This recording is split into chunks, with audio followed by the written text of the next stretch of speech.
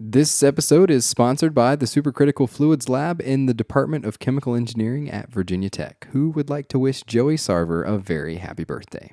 For more information, visit che.vt.edu, and of course, happy birthday, Joey.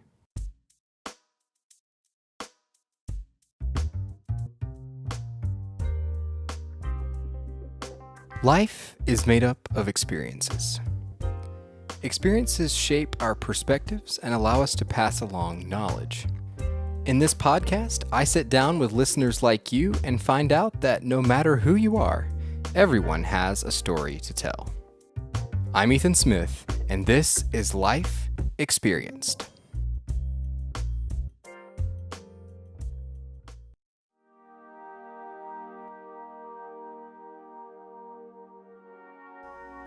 I do remember thinking during the different seasons of our life that, sort of that feeling of this is it, we'll be handing down the bookstores to our grandchildren kind of feeling.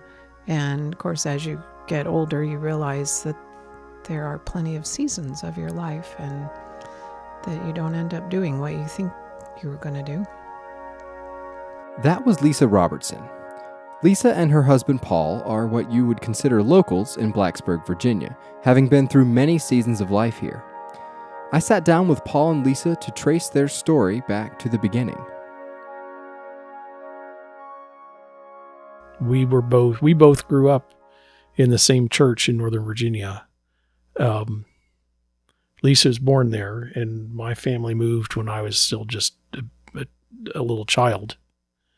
So we have a picture in the hall of our two families celebrating somebody's birthday. Lisa's. It was my 6th birthday in July of 1963. And both moms were pregnant with younger siblings in the picture. And so, but then we didn't go to the same high schools. And when we came down here to college, we ended up going to the same church, Dayspring. And we got to be friends during college years, but then we graduated and went our separate ways and had completely different careers, and later on got back together. And when we decided to get married, we both quit our jobs and said, let's move back to Blacksburg. Their careers did take them in vastly different directions after graduating college, so what was it that brought Paul and Lisa back together? So what were the first jobs that you each had? I went to work for General Electric it was called their Nuclear Field Services Division, and I worked in nuclear plants, mostly in the Southeast. But I was in New York and California too a couple times. So I was just all over, and sometimes only someplace for a few months. And Lisa was planted back up in Northern Virginia. Yeah, I went back and lived at home for a year and then moved out into an apartment with some friends, and I worked for a company in Arlington that did access control and security systems for office buildings.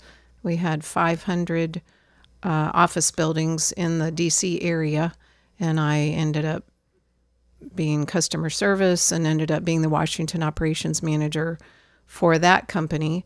And then they started starting franchises in Philadelphia and Houston and Dallas.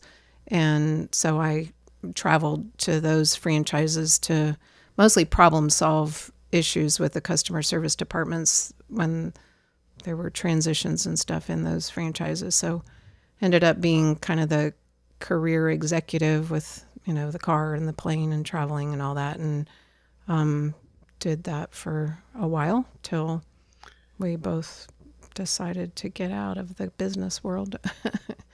Yeah, after I'd worked for General Electric for some while, I went to Europe.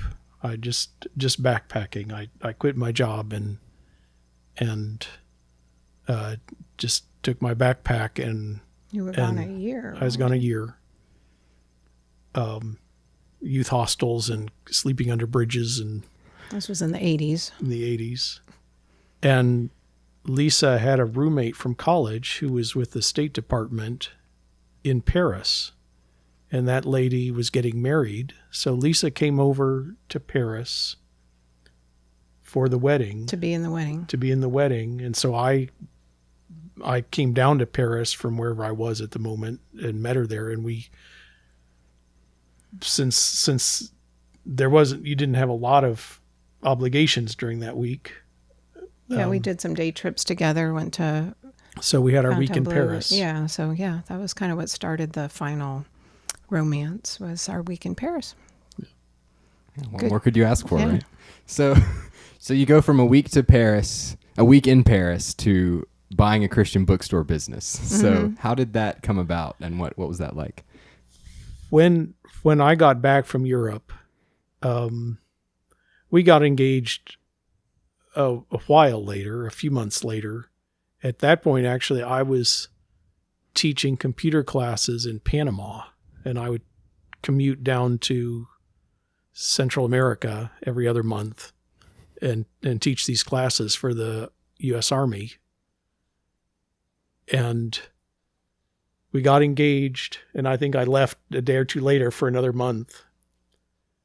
But when I came back and we started making plans, one plan was, well, what should we do?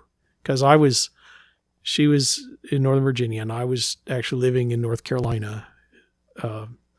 And we just said, let's move back to Blacksburg. Let's just quit our jobs and move back to Blacksburg and start over. It was a very quick decision. So I sold my house in Northern Virginia and we bought a townhouse down off South Main here in Blacksburg, and in the meantime had been communicating with this family, Houston and Billy Couch, that started Dayspring Academy, and they had been owning these bookstores, or one little bookstore here in town, since the 74. early 74. And so they said, well, how would you like to buy the bookstore business? And Lisa could run it, and you were looking for jobs, ended up working at what was it called? Inland Motors. Inland Motor in Radford. So we it was that the Couches wanted to sell the stores, and we had something we wanted. It was something for Lisa to do. Yeah. So that was a big transition to go from Northern Virginia. I called it rather disorienting to go from business suit and car and briefcase kind of job to sitting in this little store in Christiansburg with hardly any customers coming in. And but I had a new husband and friends here still. We were and then I left for Panama again. Yeah, for another month. Yeah. But anyway, it was great to be part of the church. That was the main reason we moved back, is because we really appreciated the church, and we were looking forward to being part of that community. This was the late 1980s, where Amazon wasn't selling books because the World Wide Web was in its infancy. People relied on bookstores when they wanted to purchase new reading material. Even large chains like Barnes & Noble lacked a presence in the area. This presented a great opportunity for Lisa to use her business background. So what was the time frame here? When did you start? That was 1989 that we moved down here. And then you ran the bookstore through 2004. Mm-hmm. Okay. So yeah, and that was a good time to own a small business like a bookstore in a small town, because it grew significantly during that time. We were in what was comparable to a garage, about 700 square feet, I think, and then expanded into a larger store here in Blacksburg. And then just before we bought the business, the previous owner had bought a building over in Christiansburg. So we actually had two bookstores, and at that time, the markets were completely different. Christiansburg was definitely King James country music kind of market, and Blacksburg was definitely, NIV Bible translation and contemporary Christian music of the 80s and 90s. So we didn't really immediately have any kind of vision to combine the two, because people wouldn't come. They wouldn't go to Blacksburg. No, I don't. They had only just built the mall. Yeah. I mean, before that, there was nothing between the two towns. There was no interaction between them. Mm-hmm. But the arrival of the 21st century would force the Robertsons to make some changes to the business. So the business grew quite a lot.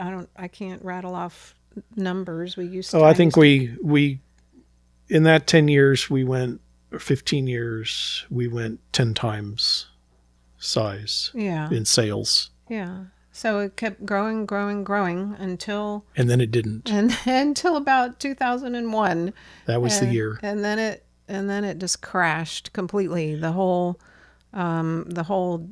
dynamic of small mom and pop Christian bookstores, just succumbed to the whole industry change of downloading music and, online books. And yeah, that was the year that the Books A Million and then Barnes & Noble opened in town, and Walmart started carrying Christian books, and Amazon really started coming online. And they were mostly right just there. selling books. Yeah, just all that. So we even tried a couple years of kind of a desperate reinventing ourselves, trying to figure out this whole online business and all that. But it was rather a tsunami. It got hard because we had the bookstore business is always a little bit marginal, and smaller businesses have a harder time too. So it was always hard. We'd get behind during the year and then catch up at Christmas, but it was fine. And then 2002 we couldn't catch up anymore, and by that time you had quit your job. Yeah. At Inland, we thought, well, let's both jump in with both feet and try to get this to go. Then you started teaching at Dayspring, and yeah, we were. It wasn't a side business. It was our family business, mm-hmm. and the children were there. Ellen was already working the cash register. We homeschooled, and the kids spent a lot of time just in the back room doing their schooling. And then, they started getting behind. The costs stayed where they were, but the margins got smaller. Mm-hmm. And then sales started going down. And so in the December of 2003 is when we made the decision to close and announced to our customers that we were closing. Then it was sort of a staged thing. We closed the Christiansburg store and moved everything to Blacksburg, and then sold that down and then closed. And our final sale, our final day, mm-hmm. we had everything at 70% off, and we're just trying to get rid of everything. And the last customer but one, there was one other who came in later, was Daryl Cook. And Laura Cook came in. Yeah, I think we even have a photograph of Paul's mom and Daryl and Laura at the bookstore being our final customer. And our number one customer, we kept track. Our number one customer in Blacksburg for both stores. Yeah. Total, our number one customer was Cynthia Rancourt. Yeah. Our listeners will recognize Cynthia Rancourt from episode 5 of this podcast, where we also discussed some of her major life transitions. The Robertsons now faced a transition of their own. After running 2 bookstores for 15 years, where would they go from here? For Paul, it meant looking in another direction entirely. Well, I suppose after that, you've talked about one big transition, so here's another one. So where did you kind of go from there? What went on there? It was a struggle for a while because I'd been out of engineering for a while. In fact, I'd already, even before that, I had really more switched to computer programming from engineering software. And this is back a long time ago. I mean, I can always talk about my first IBM XT that was 4.7 megahertz and had 640K of RAM and a 20 meg hard drive. And that was a big deal. But after we closed the stores, I got some contract work with former employers and others, and we muddled through. Lisa started working property management, and then the story I tell is when I took Ellen to her freshman orientation here at Tech and sat through the whole how many jobs their graduates get and stuff, and I'd been trying to get a software job, and I thought, well, I could do this again. So while Ellen was at her orientation, I went over to the CS department, and the undergrad advisor was actually a lady who we had known from the bookstore. She's one of our customers. And I said, well, would it take me to get back into school? Would I need to get my high school transcript or something? And she just looked on the computer and she said, I see you were admitted in 1976. So would you like to sign up for classes? I said, sure. And she clicked and said, okay, there, go ahead. So I did a BS in computer science. It took me a year and a half. Fortunately, a lot of the classes transferred forward. I didn't have to take freshman English again. Right. And that was, it had been such a struggle. That was about 6 years after the stores closed, and it had been a real struggle for all that time. But it was just like a big door suddenly just opened, and it was hard to do that, to go back to college when you're in your 50s. Especially when your children were taking classes. He and Ellen got to take a art history class together. Right. That was great. Yeah. So, and then the doors just kept opening, and so that was fall of 2010. And January 2012, I was working here in town in a software development job. So, yeah. Yeah, I'll just say it was hard, though. It was very hard getting through that year. I'm sure. Lisa focused on taking care of her mother, who moved in during the bookstore years, and eventually found a job as a property manager, where she continues to work today. When I asked Paul and Lisa about what advice they would give to young people today who are facing transitions of their own, Paul noted that the times have changed since they headed out into the world as 20-somethings. So it was difficult for him to give advice. However, he and Lisa did have this to say. That a person's 20s are probably one of the hardest times of their life. That you're young and beautiful, of course, and healthy, and everything is great, and maybe you don't have responsibilities yet and stuff, and everything seems fine, but that's really a hard time because you're on that big transition from a childhood to responsible adult, which I think really is the goal still. And you're struggling with life purpose and what is the point and what am I really trying to do, and breaking out of just the day-to-day routine to think, where am I going?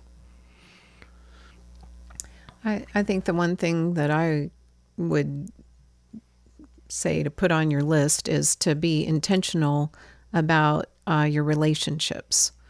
That during those times of transition, during even high school to college or college to a job, that it's okay for relationships to come and go. Those, there's some, that's hard, but there's also people that God puts in your life and or that you need to hold on to, and that it's good to be intentional about continuing to communicate, and stay in touch, because that really is a stabilizing factor throughout the years, and it's nice to have somebody that you have that history with, even if it's during different chapters of your life, that you can go back to, and they knew you when, and they know you now. That's a real healthy thing.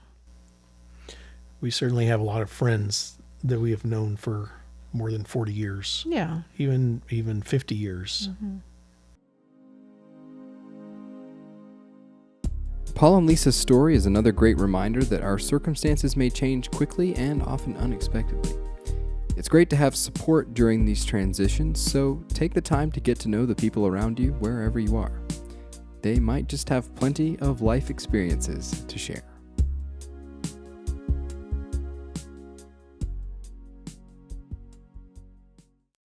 Life Experienced is hosted and produced by Ethan D. Smith and is primarily distributed via D-Sound, a decentralized audio sharing platform built on the Steem blockchain. For more information, visit dsound.audio. The music in this podcast is composed by Lee Rosevere and used under Creative Commons Attribution 4.0 license. For more information, visit freemusicarchive.org. I hope you've enjoyed this episode. If you like the podcast, be sure to share it with others. If you have an interesting experience that you want to share, please let me know by tweeting at Ethan D. Smith or visiting ethandsmith.com. And for those of you still listening, there was one thing Paul mentioned in his interview that I couldn't help asking him more about. I hope you'll enjoy. What was it like teaching computer science classes in Panama for the Army? That sounds very interesting. I didn't know that personally about you, but well, of course, it was mid-late 80s. So what we were teaching was spreadsheet word processor. The spreadsheet was Lotus 123. The word processor was WordPerfect. And this was pre-graphical, so I mean just character-based screens. There's no Windows. It was just DOS.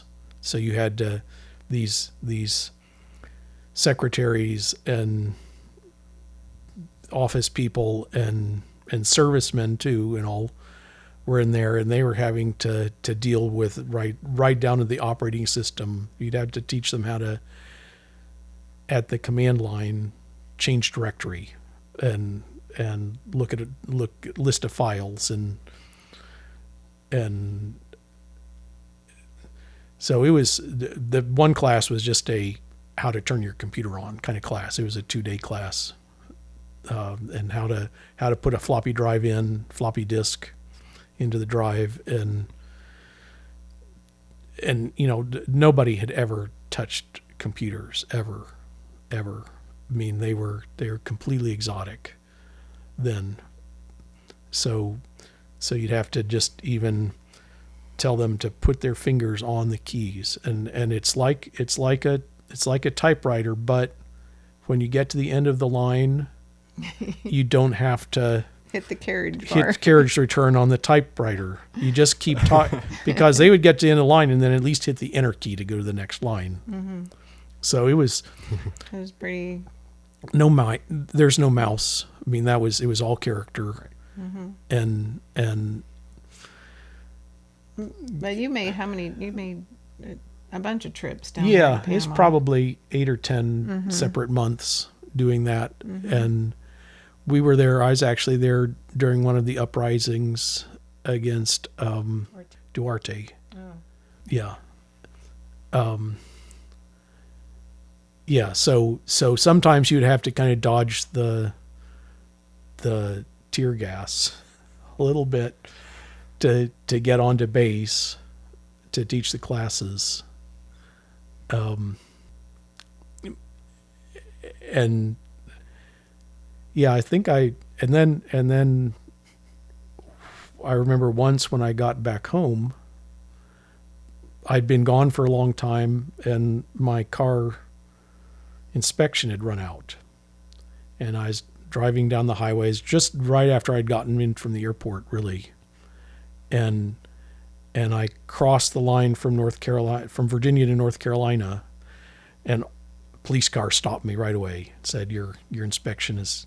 So I said, well, I've been out of the country and I haven't had a chance to get it. And he said, oh, where have you been? And I said, Panama. Oh, Panama. Let me just... And he walked real slowly back to his police car, and I could see him talking on the radio, and suddenly 5 more police cars all surrounded it, and they took my car apart because they were sure that I was smuggling something. That was what Panama was known for back then. Wow. So that was fun. I liked traveling down there, and the classes were reasonable. But I gave that up after a few months after we got married. I still did it a little while. Thanks so much for listening. Be sure to subscribe so you don't miss future episodes. And once again, I'm Ethan Smith, reminding you to get out there and experience life.